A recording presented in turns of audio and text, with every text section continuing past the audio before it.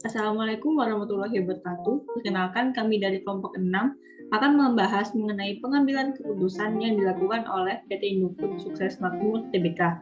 Nah, di sini ada anggota kami yaitu Anissa Fatia Rizky, Ridotri Damawan, dan saya sendiri yaitu Natasha dan Rizka Putri. Indofood merupakan salah satu perusahaan yang bergerak di bidang food industry di Indonesia. Indofood melahirkan banyak produk yang diminati masyarakat Indonesia seperti produk-produk di atas.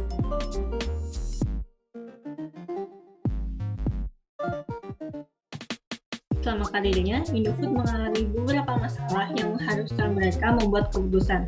Dalam proses pembuatan keputusan itu, harus ditimbang secara matang. Terlebih lagi, Indofood merupakan salah satu perusahaan yang sangat berpengaruh di Indonesia.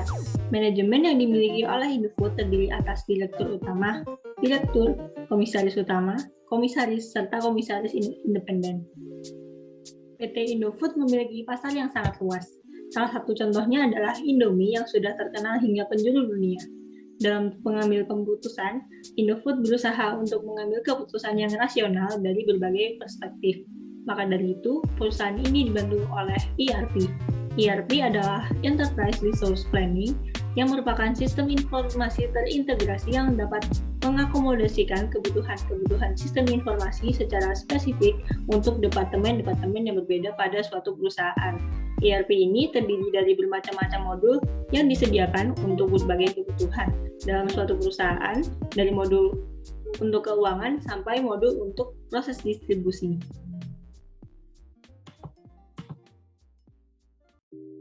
Selain itu, dalam penerapan ERP juga difokuskan dengan menggunakan aplikasi SAP.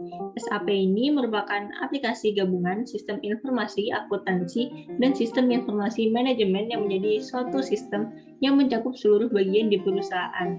Hal inilah yang digunakan PT Indofood dalam mengambil sebuah keputusan.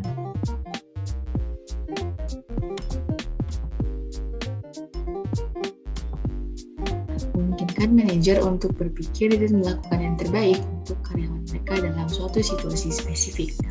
Lalu, tipe-tipe keputusan itu terdiri atas dua.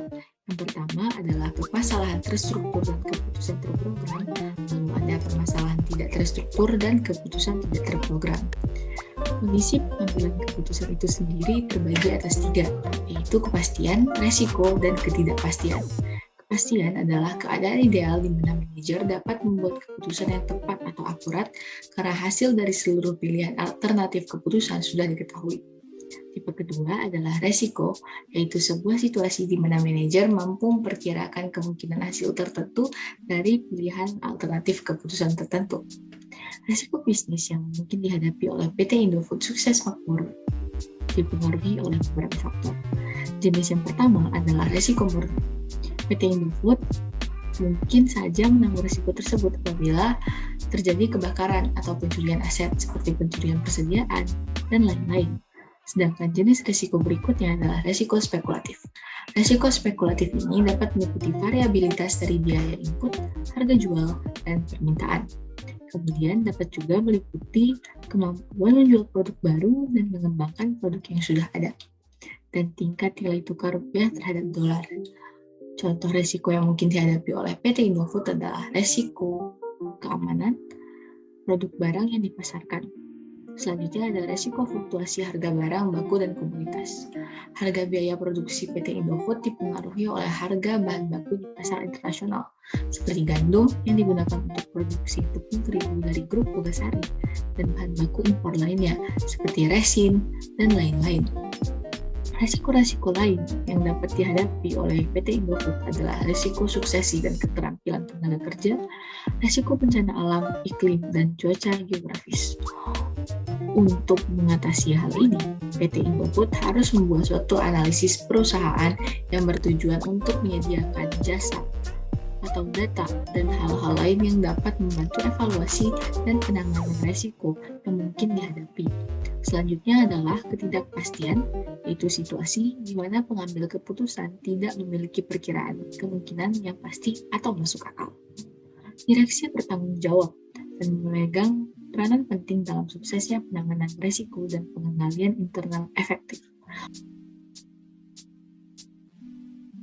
Gaya pengambilan keputusan dari perusahaan PT Indofood yaitu cenderung berpikir secara intuitif dengan toleransi terhadap ambiguitas yang tinggi, sehingga tipe pengambilan keputusannya adalah tipe konseptual. Sebagai contoh, PT Indofood memutuskan untuk menerapkan sistem manajemen risiko yang berfungsi untuk menghadapi berbagai risiko kegiatan usaha yang dihadapi. Hal ini menandakan perusahaan memiliki pandangan yang luas terhadap masalah-masalah yang akan dihadapi. Selain itu, perusahaan menjalankan pengelolaan terhadap risiko dengan menerapkan sistem ERM yang telah dijalankan secara konsisten dan berkesinambungan di seluruh organisasi. Artinya, keputusan yang diambil perusahaan merupakan keputusan jangka panjang dan berlangsung lama. Selanjutnya adalah bias dan kekeliruan dalam pengambilan keputusan. Bias dan kekeliruan dalam pengambilan keputusan seringkali terjadi pada seseorang.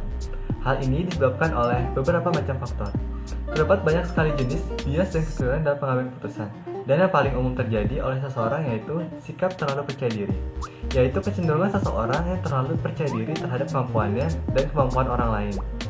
Selain itu, bias dan kekeliruan dalam pengambilan keputusan yang sering terjadi yaitu bias konfirmasi, yaitu kecenderungan seseorang untuk mencari informasi yang menegaskan kembali pilihannya di masa lampau dan mengabaikan informasi pilihan yang bertentangan. Lalu yang terakhir adalah tren pengambilan keputusan. Dalam tren pengambilan keputusan, PT Indofood termasuk perusahaan yang memiliki kebiasaan organisasi yang handal. Perusahaan selalu unggul dalam keahlian dan dapat mengantisipasi keterbatasan yang dimiliki. Perusahaan juga membentuk sistem manajemen risiko untuk menghadapi beragamnya risiko yang dihadapi. Dalam hal ini, setiap manajemen anak perusahaan berperan penting atas proses sistem manajemen dengan melakukan identifikasi dan analisis risiko, menetapkan langkah-langkah perbaikan, dan lain-lain. Melihat perusahaan yang masih berada di masa jayanya, PT Indofood tidak terlena terhadap kesuksesan dan terus menjalankan visi dan misi serta mengembangkan produk-produknya, bahkan meluaskan pasarnya hingga ke berbagai negara.